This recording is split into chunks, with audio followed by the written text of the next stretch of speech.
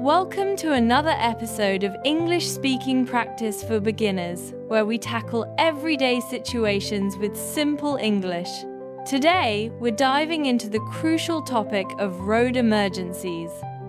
Absolutely. Being prepared for car troubles or accidents is vital, especially when you're in a new country. Did you know that a roadside emergency occurs almost every 5 seconds in the U.S.? It's quite staggering. That's a lot of emergencies. It's interesting how familiarizing yourself with some basic phrases can make a huge difference. Imagine being stuck without knowing how to ask for help. Right, and it's not just about language. It's about being able to stay calm and communicate effectively. I remember reading about a tourist who couldn't explain the situation and ended up waiting hours for assistance. Yeah, being calm really helps. But some might argue that in today's digital world, translation apps can do the job. What do you think about relying solely on technology? Well, technology is helpful, but it can't replace human interaction. Apps might not work if you're in a no-signal area. Plus, clear, simple English often gets the message across faster. That's a great point. And speaking of being prepared, what would you say is the first step for anyone looking to improve their road emergency communication skills? I'd suggest learning key vocabulary and phrases. It's like having a toolkit. You might not use every tool, but when you need it, it's there, ready to go. Exactly. And that's what we're here to help with. So, let's get into some practical vocabulary that can really make a difference when you're in a pinch. Sounds perfect. Let's make sure our listeners are ready for the road in any situation, no matter where they are. Let's dive into those essential words and phrases next. Now that we're ready, let's talk about the essential words you need in a road emergency. Knowing the right terms is like having a road map to navigate through a tricky situation. Exactly. Imagine driving and suddenly experiencing a flat tire. Knowing the words flat tire and tow truck can be a real lifesaver. It's amazing how a few words can change the outcome. That's true. But what about in more serious situations, like an accident? What phrases should one prioritize to ensure everyone's safety and get the necessary help? In those cases, phrases like, "Is anyone hurt?" or "There was an accident" become crucial. They quickly convey the urgency and help direct the right type of assistance your way. And some might argue that these phrases are too simple, but isn't simplicity the key in emergencies? What's your take on that? Absolutely. Simplicity ensures clarity. In a high-stress situation, clear and direct communication is vital. Overcomplicating things can lead to misunderstandings. That makes sense.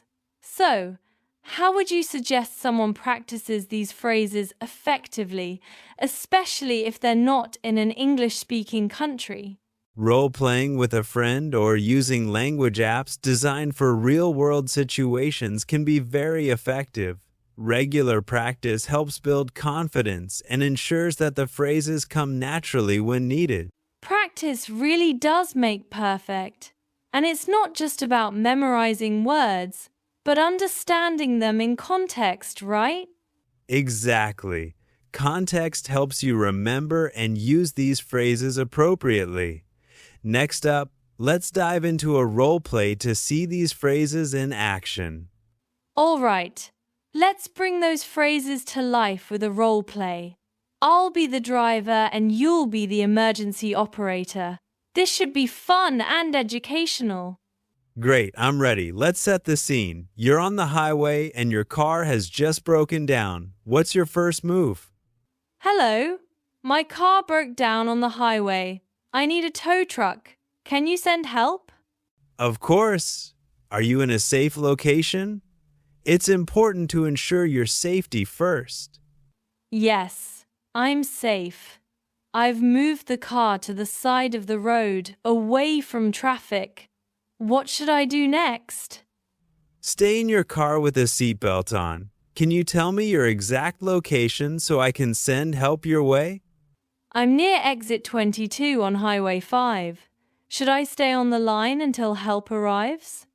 No need to stay on the line. Help is on the way, but if anything changes, please call back immediately. Thank you. I'll wait here and keep an eye out for the tow truck. This process is so much smoother when you know what to say. Absolutely. That's the power of preparation. Let's move on to what happens when you need to talk to the police after an accident. Now, let's paint a different scenario.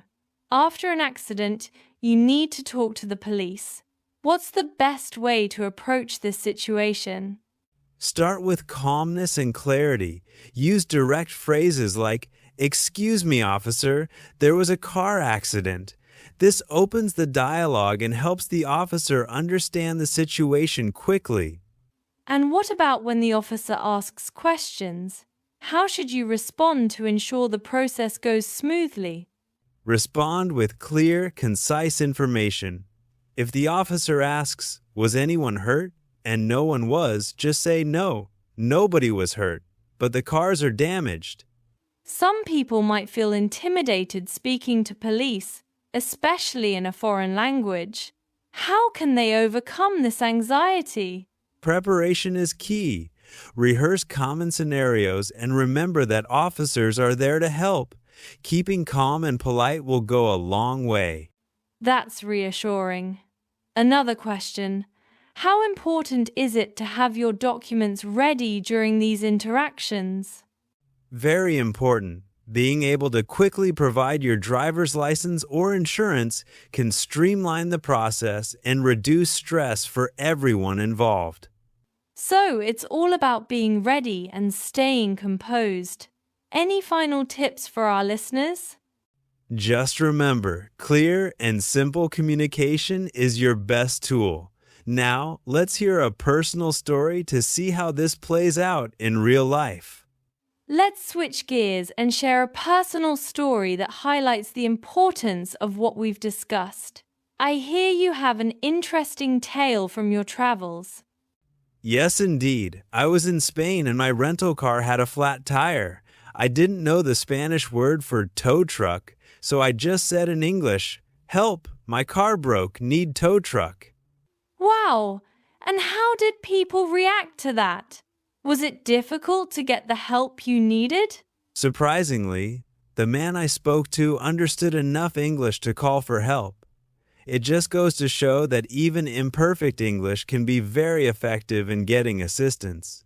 That's a great example of how essential communication is in emergencies.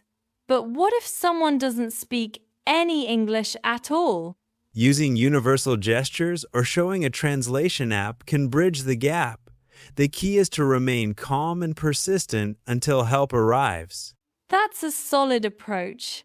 How did this experience change your perspective on traveling and language preparedness? It reinforced the importance of being ready for unexpected situations.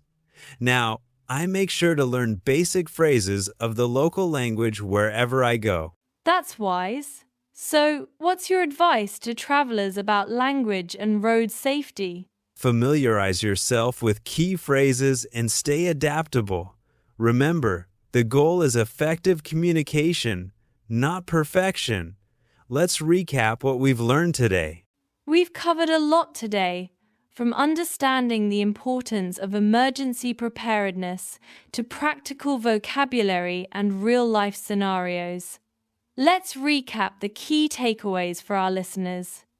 Certainly. We emphasize the value of learning simple phrases like, "My car broke down," or "Please send a tow truck." These are the cornerstones of effective communication in emergencies. And we also demonstrated how role-playing can help practice these situations, building confidence and readiness. Exactly. We discussed the importance of clear communication with police and how having your documents ready can ease the process. Your story in Spain was particularly enlightening, showing that even minimal English can be a powerful tool in emergencies. It's a reminder to stay calm and use whatever language skills you have. The goal is to convey urgency and get help, not to speak perfectly. And for travelers, it's crucial to prepare by learning basic phrases and practicing them regularly. It's not just about language, but about being ready for anything. Absolutely. Preparation and adaptability are your best allies. With these skills, you can navigate any road emergency confidently. Well, that wraps up today's episode.